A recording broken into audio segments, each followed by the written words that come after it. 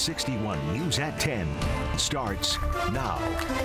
Right now at 10, we are looking at what will happen once COVID-19 national emergencies officially end. What could change here in Connecticut when they expire in May?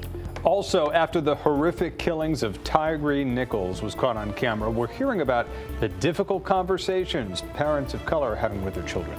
And some restaurants and bars are starting to serve cocktails to go during the pandemic. We're going to tell you about the push to allow those kinds of sales permanently.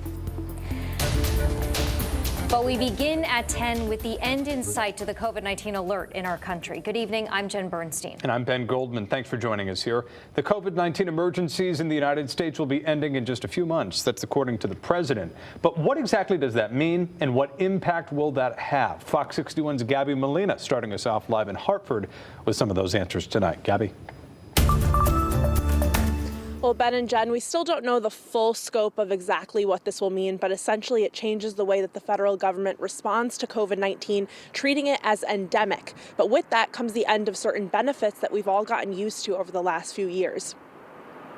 Nearly 3 years after the COVID-19 pandemic took over our daily lives, there is an end in sight to the national and public health emergencies. It's good news. If you remember, in the midst of the pandemic, we thought we'll never hear these words that there's an end of the emergency. President Joe Biden announced that he will end the emergencies on May 11th, and that means there are some changes that people will have to prepare for, including some out-of-pocket costs. The testing is going to no longer be as easily accessible. The antivirals we'll have to pay for. So some of those things would cause some people to be concerned that, look, we don't have the support that the federal government was providing at that time. While testing, treatment, and vaccinations will no longer be free, those with private insurance, Medicare or Medicaid, likely won't have to pay for all of it on their own. We also need to know how much of this the insurance will be covering, because at times insurance doesn't cover, and that's somewhat of an unknown. So we want to make sure that the insurance companies would take care of the patients who will get the infection. Making the changes a larger concern for those who are uninsured. For example, when it comes to vaccines, Pfizer announced it will charge $110 to $130 per dose, which means organizations here in Connecticut are already trying to get the word out. They are using trusted messages within the community so that they can understand what are the implications with the changes that are happening. Know that now that the emergency is going to be lifted. Health Equity Solutions says similar to letting people know about testing or vaccines, that involves going into the most impacted communities. We have to use different mechanisms. We've learned out from COVID. We can't just put things on the news. We can't just share things on the radio. We have to have information, and either it's coming from door to door, bringing it to our churches, bringing it to our barbershops, bringing it to our hair salons. Now, one change that is happening even sooner, starting on April 1st, states will be able to start disenrolling people from Medicaid if they no longer qualify, and that could leave a lot of people without coverage. So advocates say that that is an even larger concern. Live in Hartford, Gabby Molina, Fox 61 News. Gabby, thank you. Tomorrow, a funeral will be held for Tyree Nichols in Memphis. Vice President Kamala Harris planning to be there as the city and the country still are coming to terms with the gruesome beating 3 days before he died. 7 Memphis police officers have been fired or suspended in connection with his death. 5 officers were fired and charged with second-degree murder. That includes Desmond Mills Jr., who went to Bloomfield High School here in Connecticut. We are going to continue to fight this fight around police brutality and killing until we get federal laws changed. What happened to Tyree is a disgrace to this country. 2 EMTs and a firefighter have also been fired in the case. The Memphis Police Department has disbanded what was so-called the Scorpion Unit, which was 5 charged officers were in that unit. New at 10 tonight, just about every teenager gets safe driving tips from their parents when it's time to start driving. Yeah, but for black and brown teens, there's another layer of that conversation to be had. Fox 61's DeAndrea Turner joins us now in studio to explain. DeAndrea. Well, you guys, you know, when you talk to your teenagers or growing up, you've had the conversation of the talk, and most people think it's about the birds and the bees, but there's another layer for that, to that talk for black and brown families, including including myself, that talk offers advice for safely navigating potential encounters with police. Now, I spoke with 3 different fathers today about this to get their thoughts on how important the talk is now, especially in the wake of the Tyree Nichols death. For generations, the barbershop has served as a meeting place, social club, and a safe place for Black men and boys. A place to get a fresh cut, but also to talk about what's happening in the world. Lately, some of the conversation here at John's Barbershop in West Hartford has been about the brutal beating death of Tyree Nichols by 5 Black officers in Memphis. It's been a big discussion, especially amongst the men, because you almost feel targeted. But for many men who walk out of these doors, the conversation continues at home with their children. That conversation known as the talk. And before it was just, drive safe, don't hit anybody, don't get hit. Now it's like, make sure you don't get killed by a cop. The talk. It's a hard one, a sad one, and the stakes are high. The talks are in preparation, but it's scary because you have to have the talks nowadays, you know what I'm saying? Different versions of the talk has been passed down in many Black families for generations to prepare their children for their interaction with police. That's an all the time talk. You gotta have that talk frequently. It can't just be once. Each discussion with a specific set of warnings. We call it in my household pullover etiquette, have their license, registration, and insurance in one location. Ask to reach for it.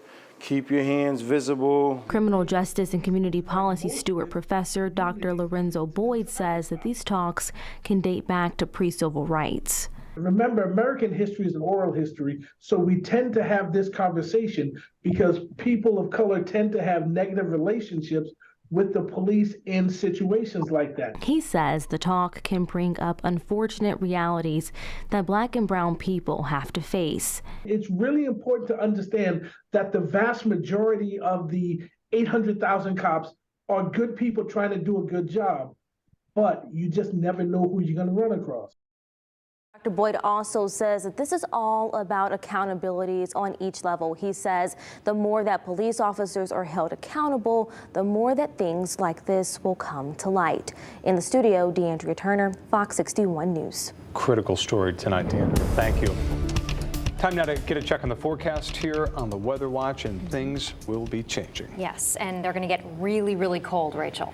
Yeah, we have some big time cold headed this way for Friday into Saturday with overnight lows that will be dipping back below 0, and wait until you see those wind chills. But first tonight, we will see increasing clouds, and there is a chance for a flurry or a light snow shower in southern Connecticut, and especially towards the immediate shoreline. This is midnight. This is 3 o'clock in the morning. Again, most of the state ends up staying dry, so this is not as widespread as it was last night into this morning, but just for a few areas and with temperatures below freezing. I can't rule out a little dusting of snow for a couple, again, especially towards the shoreline, but this should be gone as we head towards daybreak tomorrow morning, and you can always check in with the Fox 61 morning show crew. After starting off with temperatures around 20 degrees first thing in the morning, we'll see high temperatures climb into the mid-30s. Lots of sunshine, and then yes, we are on the Weather Watch to finish off the week with that bitter cold and wind, but it is short-lived. We'll explain your full forecast coming up.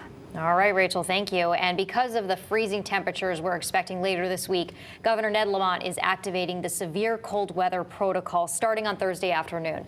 Anyone in need of a warming center or shelter can dial 211 to find the closest available facility near you. And be sure to download the free Fox 61 News app on your smartphone or your mobile device by scanning the QR code on your screen right now. You can use the Fox 61 app to help find resources to stay warm, as well as to track the latest weather conditions right on your phone.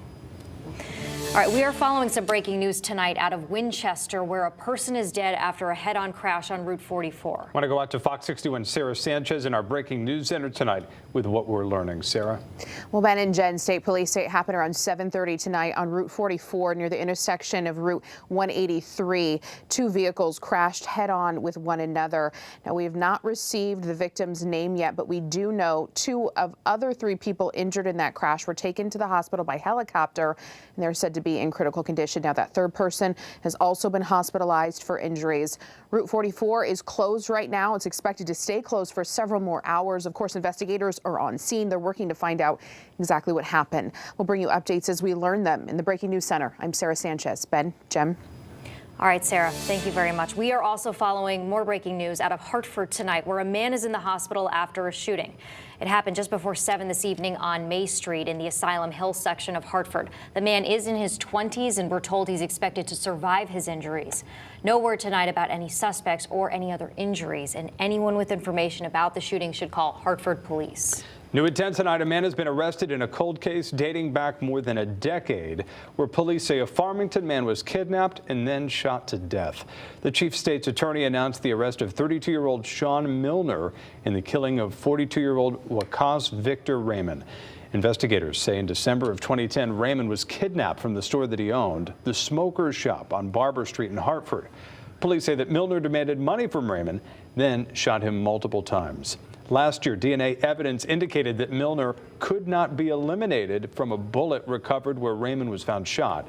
Milner is being charged with felony murder and first-degree kidnapping. He's being held on $2 million bond, and he's due in court February 14th. Also new at 10, a Waterbury man is accused of burglaries at a restaurant in Southington several times last year. 53-year-old Luis Silva Gomez is facing nearly 20 charges, including 9 counts of third-degree burglary. Police say the burglaries happened between June and September at the New Mill restaurant in the Plantsville section of town. He's being held on $450,000 bond. A school custodian in Headon was sent to the hospital today after a man snuck into an elementary school and assaulted him. Police say it happened at around 5 o'clock this morning at the Wintergreen School. The custodian asked this man that you see to leave, but police say the suspect stole his wallet and his keys before attacking him and then stealing his car. The custodian suffered injuries to his face.